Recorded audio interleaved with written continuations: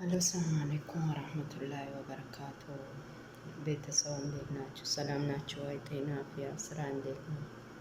አልሐምዱሊላህ እኔ ጋር ሁሉ ሰላም ነው። ትላንትና ማለት ነው የእማማ ጨቤን ሪከርድ እንትን አይቼ ማለት ነው የባለቤቷ እናት ጋር ሄዳ ማለት ነው የምትሰራውን ነገር ከጅምር ጀምሮ እያየሁት ነው። እናትሽን እንደዛ ለምንድን ነው የምታንገላቻት? መስራት ካለብሽ በትክክል ለምን አትሰሪም ስራሽን? እክራም ወላሂ ባየሁት ቁጥር ሁሉም ቅስሜ እየተሰበረ ነው። እናት እኮ ቀልድ አይደለችም፣ መጫወቻ አይደለችም። ምንድን ነው አንቺ ለራስሽ ክብር የለሽም? ለልጆችሽ ክብር የለሽም? እሱ አባት ነኝ ይበል አባት አይደለሁም ይበል የራሱ ፋንታ ነው። አንቺ ልጅ አይደለሽም። ከልጆች ካላገቡትም ካልወለዱትም ብዙ ነገር ታስተምራለሽ አንቺ ማለት ነው። ከመጣ ከሄደ እዛ ጋር ራስሽን ስተሽ መውደቁ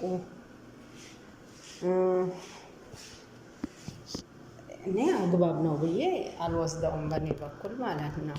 ለምን እናት እኮ ቀልድ አይደለችም። ከሄደ ከመጣ ሁሉም የምታጋጫት ያ ወንድሜ ነው ያልሽውን ማለት ነው።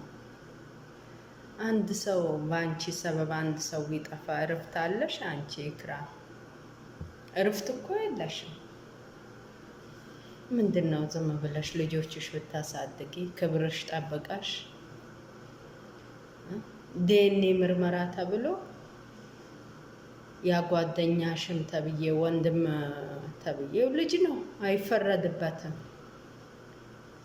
ሐኪም ቤት ሳትሄዱ በቤት ውስጥ የልጅሽም ፀጉር ቆርጠሽ የጓደኛሽም ፀጉር ቆርጠሽ የባለቤትሽም ፀጉር ተቆርጦ ስትሰጡ ድራማው ምን እንደሆነ ብታቂ ኖሮ።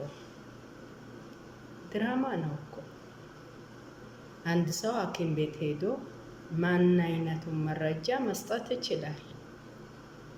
አንቺ በራስሽን አትተማመኝም? እሱ አባት አይደለሁም ካለ ዝም ብለሽ ልጆችሽ ብታሳድጊ ምን አለበት? ክብር እኮ ለራስ ነው፣ ለማንም አይደለም። የፈለገ ሰው ማንም ይበልሽ፣ ማንም ነገር ይናገርሽ፣ አንቺ ለራስሽ ክብር የለሽም። ልጅ አይደለሽም።